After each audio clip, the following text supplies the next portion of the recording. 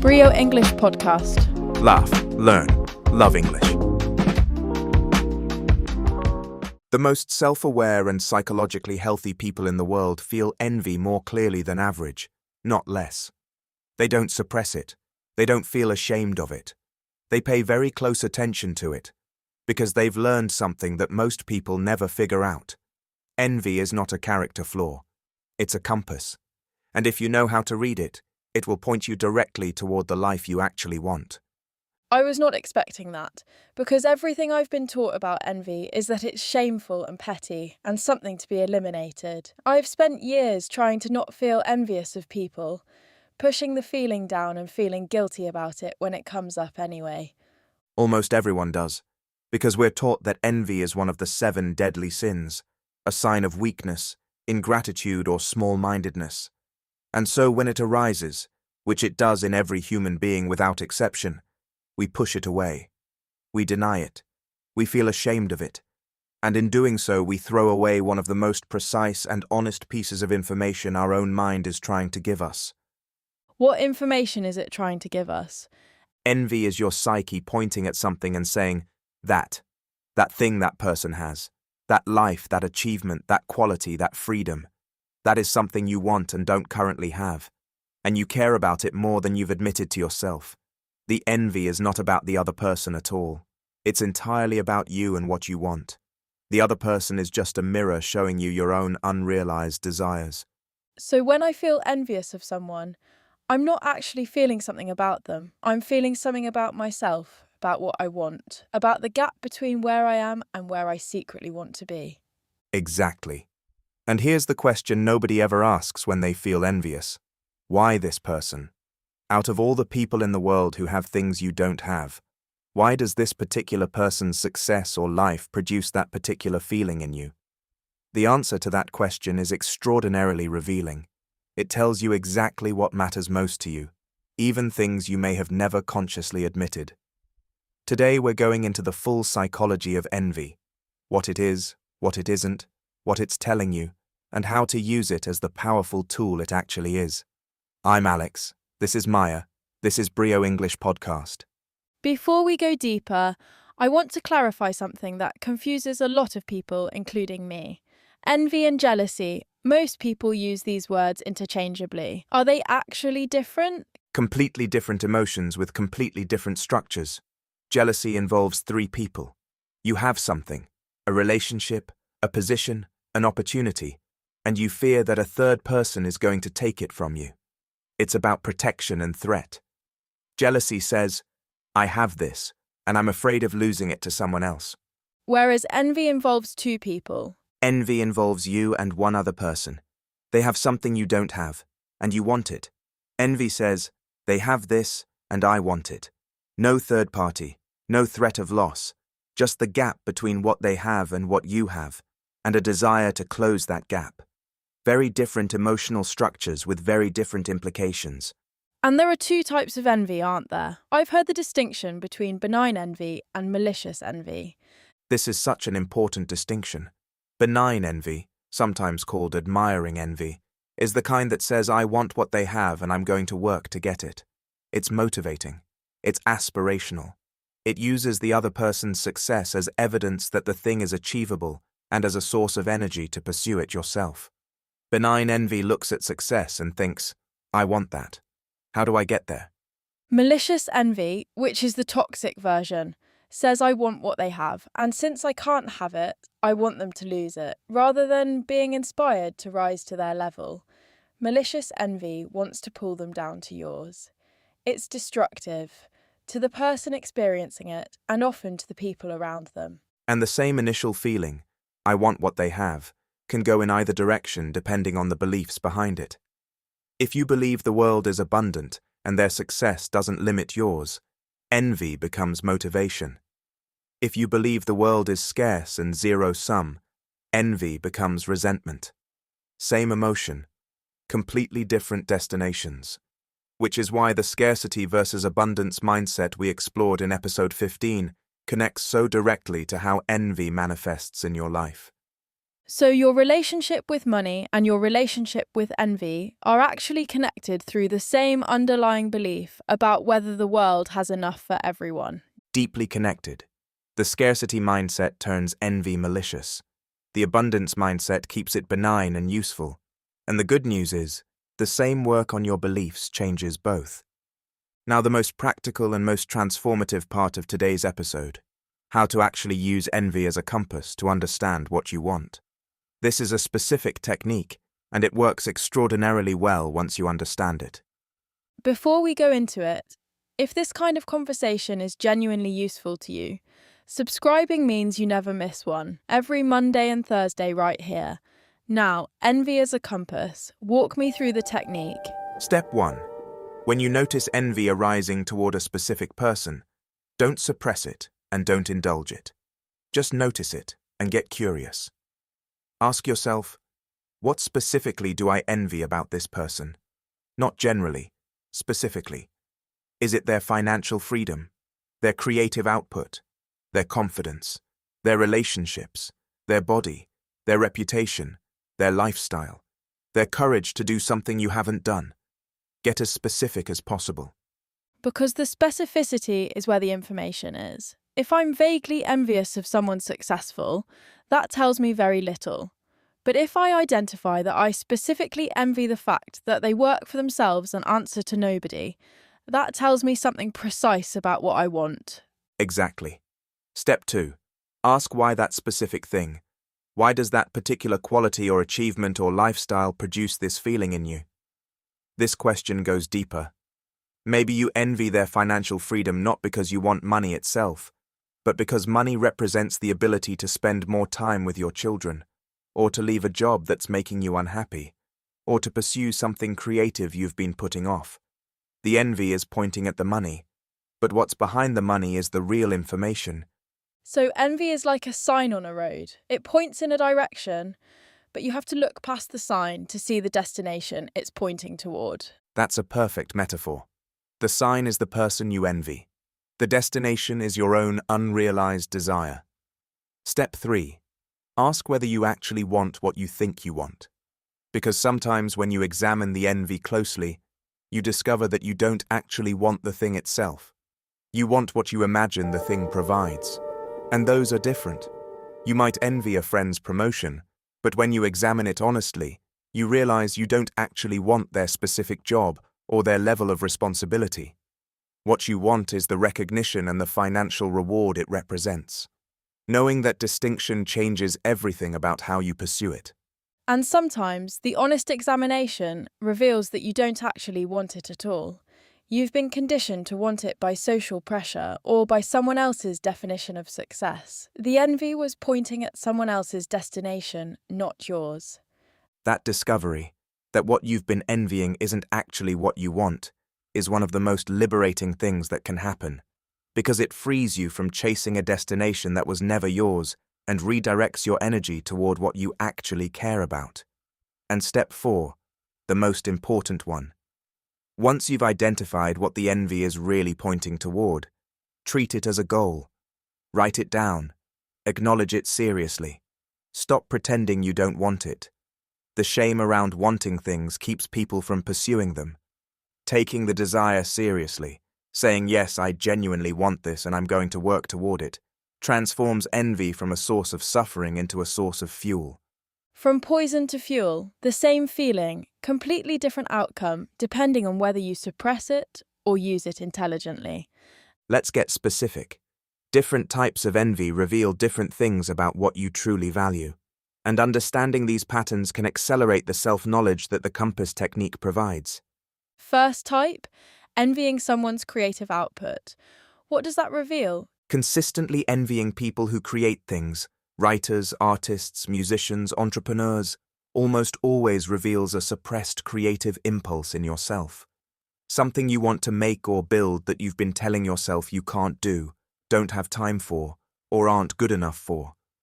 The envy is your creative self, pointing at evidence that creation is possible and saying, why not you? This is one of the most common and most painful envies, because the creative impulse is so fundamental to human well-being and so frequently suppressed by practical adult life. I feel this one deeply. There are things I've always wanted to create that I've been telling myself aren't realistic or aren't good enough, and I feel something sharp when I see other people doing exactly those things. That sharpness is the compass pointing. Second type, envying someone's freedom. Their ability to travel, to work from anywhere, to make their own schedule, to answer to nobody. What does that reveal?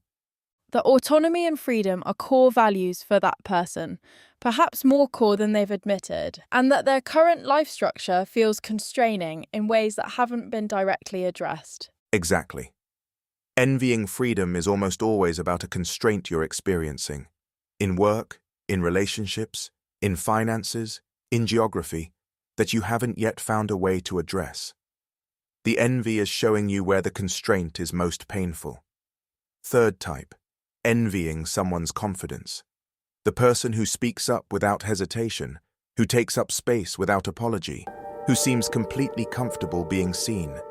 This one reveals a person who has more to offer than they're currently showing, who has opinions, ideas, and presence that they're holding back. Probably because of fear of judgment or rejection, the envy of confidence is almost always evidence of suppressed confidence, not an absence of confidence, a suppression of it. That's such an important distinction. You don't envy qualities you don't have in some form. You envy qualities you recognize in yourself but haven't expressed. The confident person you envy is showing you a version of yourself that's possible, not a version that's foreign. Fourth type, envying someone's relationships, their deep friendships, their loving partnership, their connected family life. This one reveals loneliness or disconnection that hasn't been addressed, and often a belief, perhaps unconscious, that that level of connection isn't available to you, that other people get to have it but you don't, when in fact deep connection is available to anyone willing to be vulnerable enough to pursue it. English has a remarkably nuanced vocabulary for envy and desire, words that capture very specific emotional states that most languages need several sentences to describe. Understanding these words makes you more emotionally literate in English, and more precise in understanding your own inner life. Start with the distinction between envy and covetousness, because I think most people don't know this word. Covetousness is an older and more intense word for envy, coming from the biblical commandment, "Thou shalt not covet." To covet something is to desire it intensely and possessively, not just wanting what someone else has, but wanting it taken from them and given to you. It's envy at its most consuming and most zero-sum. He coveted his neighbor's success implies not just wanting similar success, but wanting that specific success, and perhaps wanting the neighbor to lose it. Versus aspiring, which is envy pointed constructively toward the future. Aspiration is desire combined with forward momentum. To aspire to something means to want it, and to direct your efforts toward achieving it. It comes from the Latin aspirare, to breathe toward, which is a beautiful etymology. Aspiration is literally breathing in the direction of something.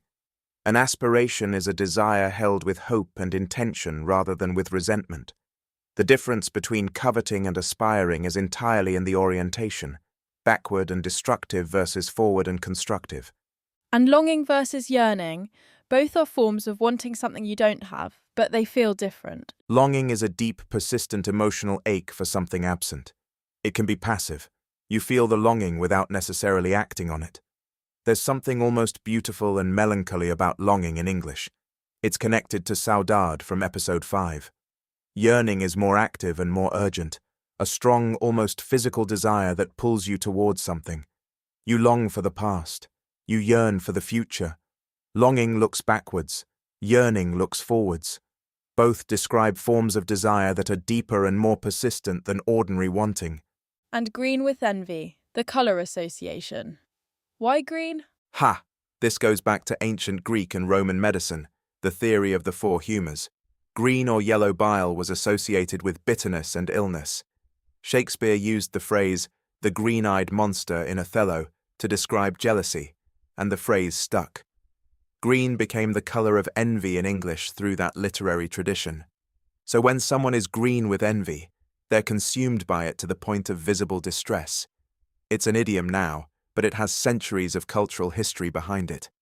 Let's bring everything together into a practical framework. How do you actually transform envy, in the moment when you feel it, from something that makes you feel small into something that makes you move? 3 steps. What are they? Step 1. Notice and name it without judgment. When the feeling arises, say to yourself, I feel envious of this person right now. Don't dress it up. Don't call it admiration if it isn't. Don't call it inspiration if what you actually feel is sharp and uncomfortable. Naming the feeling accurately is the first step to working with it, rather than being controlled by it. Step 2. Get curious rather than critical. Instead of criticizing yourself for feeling it or criticizing the other person for having the thing, ask the compass question, what specifically do I envy? What is that pointing toward? What does this feeling tell me about what I want? Step 3. Convert the information into intention. Once you've identified what the envy is pointing toward, make a decision. Either, yes, this is something I genuinely want, and I'm going to take one concrete step toward it this week. Or, actually, when I examine it honestly, I don't really want this. I've been conditioned to want it, and I'm choosing to let go of the comparison and redirect my energy toward what I actually care about. Either outcome is valuable. Neither leaves you stuck in the feeling. Notice, get curious, convert to intention, 3 steps that turn the most uncomfortable emotion most people try to hide into one of the most useful tools for understanding yourself that exists. Listener challenge, and this week's requires real honesty with yourself. Tell us. This week, identify one person in your life right now who you feel envious of. Be honest. It might be someone you know personally. It might be someone you follow online. It might be someone from your past. Just one person who, when you think about them, produces that particular uncomfortable feeling. Then ask the compass questions. What specifically do I envy about them? What does that specific thing represent to me? What is this feeling telling me about what I want? And what one small action could I take this week in the direction it's pointing? You don't have to share the person's identity in the comments, but share what the envy was pointing toward. What did it reveal about what you want? Because I guarantee someone else listening feels the exact same envy and hasn't named it yet. Your honesty might be exactly what they needed to hear. We read every single comment. Listener comments, and the Money Story Challenge from episode 15 produced some of the most honest self-reflections we've ever received. Read them all. First comment, from a listener in Pakistan. I completed the 5 sentences from episode 15. Money is dangerous. Rich people are lucky or dishonest. I would have more money if I was born into a different family. Money makes people change for the worse. When I think about being wealthy, I feel guilty. I sat with these answers for a long time. I grew up very poor, and these beliefs protected me from the pain of not having enough. But I am not poor anymore, and these beliefs are still running my life. I showed my answers to my wife. We cried together. We had never talked about money like this before in 6 years of marriage. One exercise changed something in our relationship. 6 years of marriage and one exercise opened a conversation they'd never had. Those money beliefs, formed in poverty and kept as protection, still running the life of someone who is no longer poor. That listener did something incredibly courageous, sharing that with their wife, and the connection it created. We are so moved by that. Second comment, from a listener in Romania. I identified my money personality immediately, the avoider. I have not opened my bank statements in 3 years. 3 years.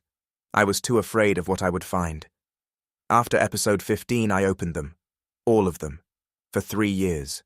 It took 2 hours. It was not as bad as I feared. In fact, it was manageable. The fear of looking was worse than the reality of looking. I have a plan now. For the first time in 3 years, I have a plan. Thank you. 3 years of avoidance ended in 2 hours of courage, and the reality was manageable. The fear of looking was worse than the reality of looking. That is almost always true. Of money, of health, of relationships, of anything we've been avoiding. The imagined catastrophe is almost always worse than the actual situation. That listener is so brave. And one more, from a listener in the Philippines. I changed one phrase this week. Every time I said I can't afford it, I replaced it with, How could I afford this? On Wednesday, I used the phrase about taking a professional course I have wanted to do for 2 years. Instead of I can't afford it, I asked how could I afford this? By Thursday I had found a way. I start the course next month. One phrase. 2 years of waiting. 3 days to find a solution once I asked the right question. One phrase, 2 years, 3 days. I can't afford it changed to how could I afford this?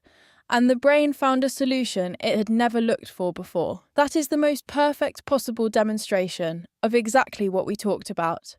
The language opens the possibility. The possibility becomes reality. We are so proud of every single one of you. And that is episode 16 of Brio English Podcast. Maya, everything we covered today.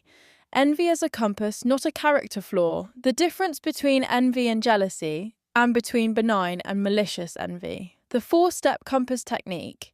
Notice specifically. Ask why. Examine whether you actually want it. Convert to intention. What different envies reveal. Creative suppression, constrained freedom, hidden confidence, unmet connection. And the English vocabulary of desire, covetousness, aspiration, longing, yearning, green with envy. Your challenge. Identify one envy. Use the compass. Take one step in the direction it's pointing. Come back and tell us what you found. Next episode, we're exploring something that I think will genuinely surprise you. Why being kind is actually far harder than being successful, and why the people who manage real sustained kindness in a difficult world are among the most psychologically sophisticated human beings alive. Until next week, pay attention to what makes you envious. It knows something about you that you might not have admitted yet. Cheers, everyone. Cheers!